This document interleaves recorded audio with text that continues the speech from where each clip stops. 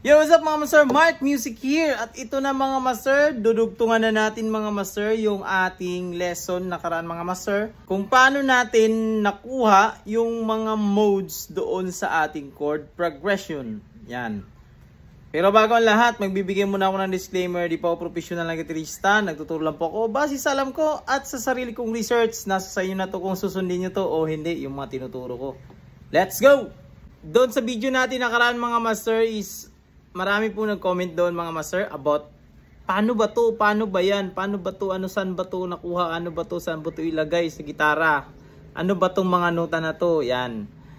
Yun mga master, kaya lagi kong sinasabi na bago ka mag-aral ng mga modes or scale, dapat alam mo yung fretboard. Kasi pag alam mo yung fretboard, is kaya mong hanapin yan yung mga nota na yon, yung topic natin nakaraan about sa mga modes. Since nag-start ako na nagtuturo dito mga master, is lagi ko talaga sinasabi, aralin yung fretboard para hindi kayo malito. Hindi ka malilito kung saan mo ilalagay yung mga modes na yan. I-recall ko kayo mga master, ito na yun mga master yung mga modes diatonically doon sa ating scale na C. O meron tayong C, Ionian. Yan. At meron tayong D, Dorian. Meron tayong E, Phrygian. F, Lydian. G, Mixolydian. A, Ionian. At B, Locrian.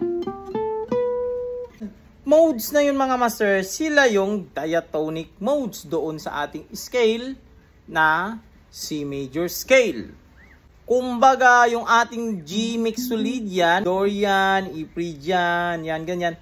Lahat ng yan is nanghiram lang yan ng mga nota or lahat ng yan is scale pa rin ng C major scale. Kaya nga pag mag G Mixolydian tayo, babagsak pa rin tayo sa C major scale. Kahit na E Phrygian yung gamitin natin, bagsak pa rin siya sa C major scale. Kasi lahat ng mga nota is nagsishare lang din sila. Nagbabago lang sa root.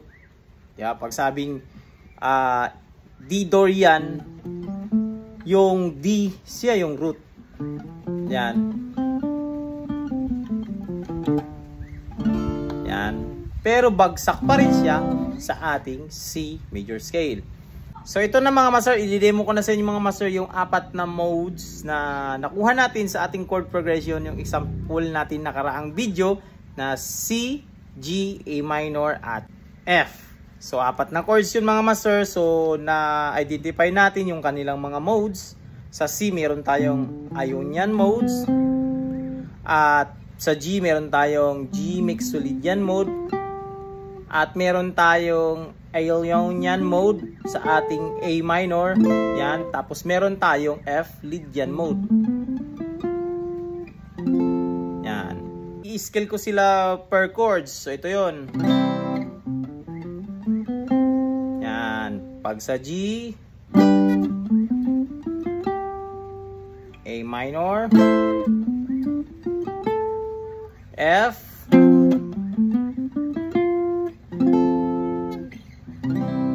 sa C natin is meron tayong triads, target note na C, E, G. Yan.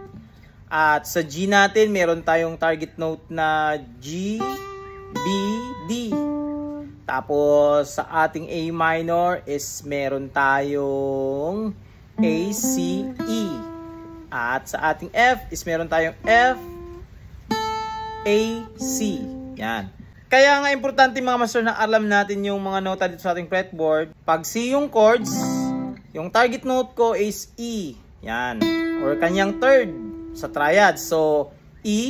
Depende po yan mga master kung saan ako kukuha ng aking E na note. Pwede ako dito sa 5th fret dito sa aking B string. Pwede rin ako sa 9th fret dito sa aking G string. 12th fret dito sa aking E string. Pero depende yan mga master kung saan mo yan kukunin. as long as napapatamaan mo yung target note mo.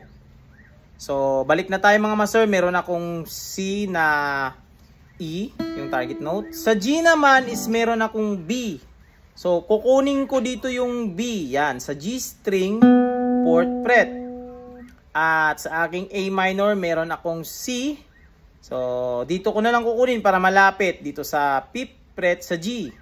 Yan yung C note natin. At sa F, dito ko kukunin sa 5th fret naman dito sa high E. So, ito na siya. Target note ng C, target note ng G, target note ng A minor, target note ng F. Yan.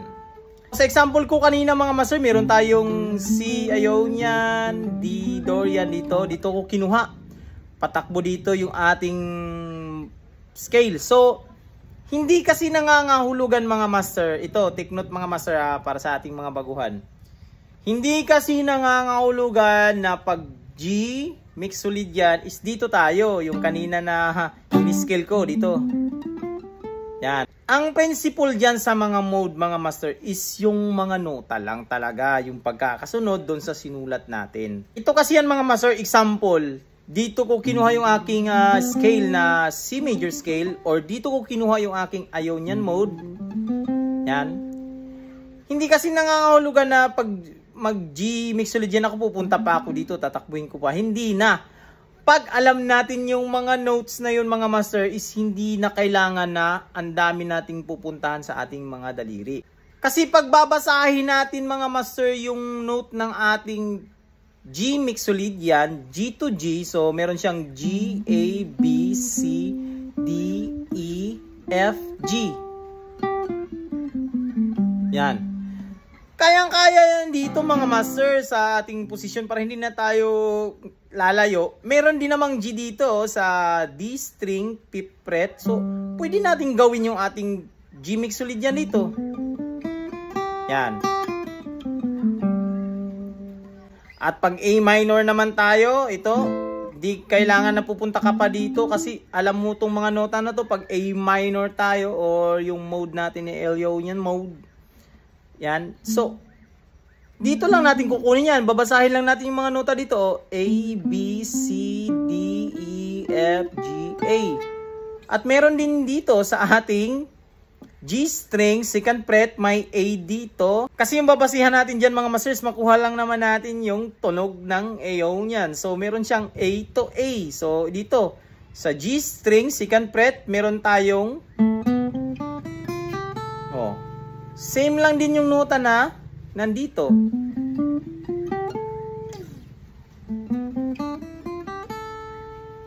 Kaya kahit hindi ka natatakbo dito sa lahat ng mga frets, kahit dito lang sa posisyon na to, makukuha muna yung 7 mode na tinatawag. So ito yan mga master, C to C, D to D, E to E, F to F, G to G, A to A, B to B.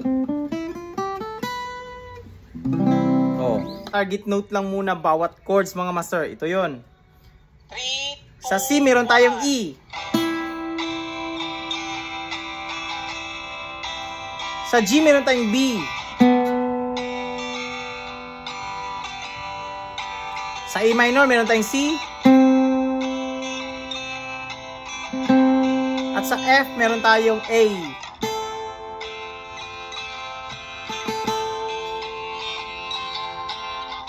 Kuha na natin yung ating mga target note bawat chords. Dito na papasok yung ating mga modes mga master. So yung E, doon sa example natin mga master, yung binilugan ko diba doon sa mga mode. So nandito yung ating target note. Ngayon, patatakbuhin natin yung ating mode na C Ionian mode. So alam natin yan ito. Ito yung C. Yan, another C. So Meron tayong tatlong C dito, tatlong root, pero hindi yun problema as long as nasa scale ka. So ito yun, C, D, E, F, G, A, B, C. C, D, E, F, G, A, B, C. So dito, ngayon, ang sunod natin kasi na target note is B. Ito. So gagawa tayo ng runs, kaya importante yung meron tayong mga alam din na mga runs. Yan, para hindi na tayo pag ganito, naubusan tayo ng ideya ano bang sunod natin gawin, tapos diretso na tayo doon sa isang target note. Pero wala namang problema doon mga master, wala namang problema. Ang kagandahan lang kasi pag alam mo yung mga modes, meron nang nakalatag dyan na, kumbaga may menu na dyan ba, depende na sa'yo kung ano yung, saan yung unahin mo dyan, ano yung gagawin mong combination. Parang ganyan yung ano dyan mga master, sa mode mga master. So, ngayon dahil alam ko na yung skill ng Ionian mode ko, yan. So, pag madadaanan ko na yung B note, kailangan ita-timing ko siya doon sa aking, yan. Hanapin ko yung mga B note. So, dito siya, may B dito. Sa ating 7th fret, sa high E, meron din dito. Pero ang target kasi natin yung G string natin, 4th fret. So, kailangan maglalanding ako dito. Kumbaga dito ako babagsak sa galing ako sa aking C Ionian. So, ito yon. Yan o. So, para maintindihan nyo ito mga master, ipi-play ko siya mga master. 3, 2,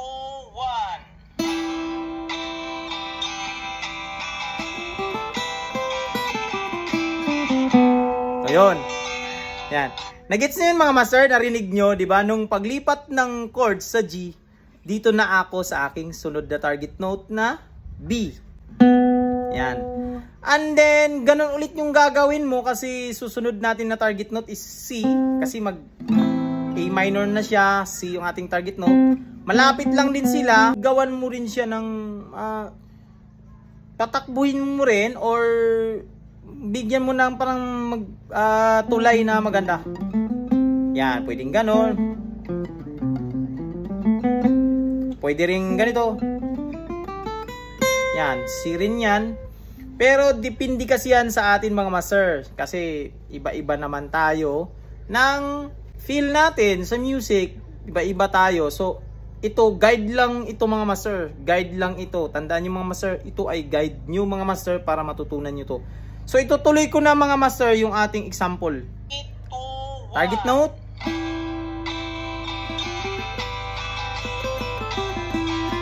Target note ulit.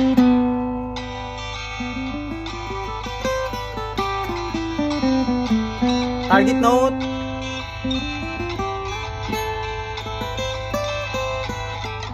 Target note.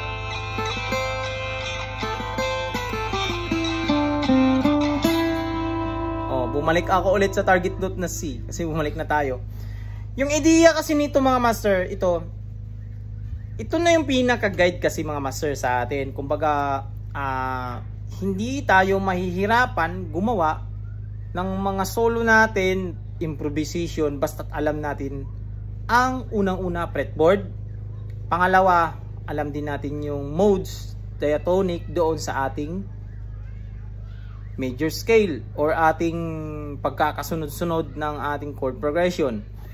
Dito lang yun mga master, kung napapansin nyo, dito lang ako kasi may mga target note naman dito na malapit lang. Yan. At dito ko rin pinatakbo yung ating mga modes. So, ngayon gagawin ko mga master, mag-freestyle ako, gamit ko na yung aking mga modes na dito sa aking fretboard. Pero octave lang yun mga master, tandaan mo. Yan, yung E na ito at E din dito, same lang yan, nag-octave lang. 3, 2, 1.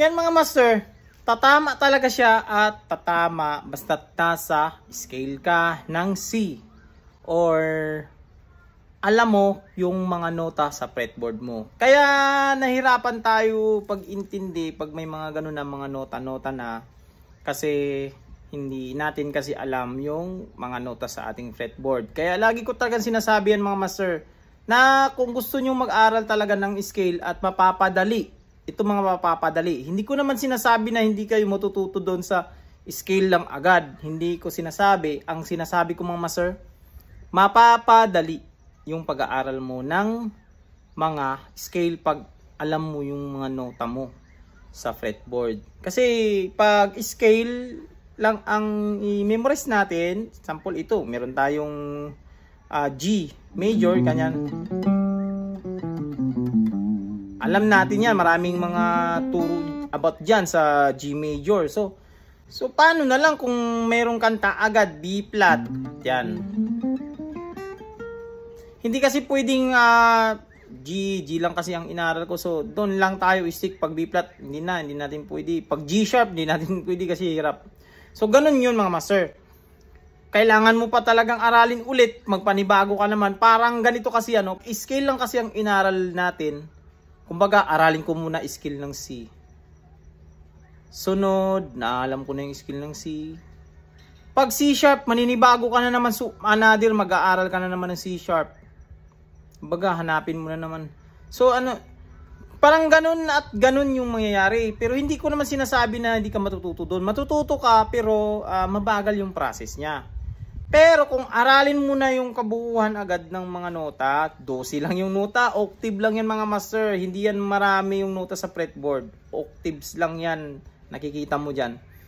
Bumabalik ang nota, so on so forth. Meron akong tutorial mga master kung paano i-memorize yung fretboard na madali lang.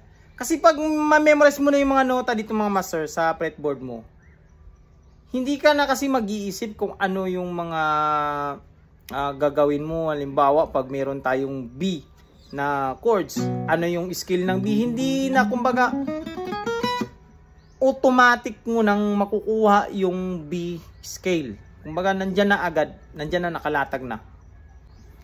Kumbaga, parang sa pagkainan, may plato ka, meron ng mga nakalapag na mga ulam, anong gusto mong ulam, unahin mo, anong gusto mo, dessert ba? Ikaw na lang ang pipili. Unlike doon sa hindi mo alam yung fretboard, so wala kang ideas or limitado yung galaw mo. Kumbaga, kailangan ito lang yung natin. Pag C major lang kasi ang inaral ko, so hindi ko rin alam yung B major. So, another ulit, aaralin mo na, gugulin mo na naman ng mahabang panahon. Unlike pag alam mo kasi ang fretboard, malalaman mo na lang na pag C major, pag pupunta tayo sa D major, is alam mo na agad yung mga kasunod niyan kasi uusod lang din naman yung mga nota. Kumbaga, ito yung C, skill ng C major. Pag sa D, parang umusod lang din. Pag E, umusod, pausod ng pausod. Yung skill hindi nagbabago, umuusod lang. So, ito lang sa lesson natin na ito mga master. Sana nagbigay ito ng ideya mga master o tulay para sa ating mga nag-i-start paano gumawa ng solo. So, this is Mark Music. God bless you all. Peace out.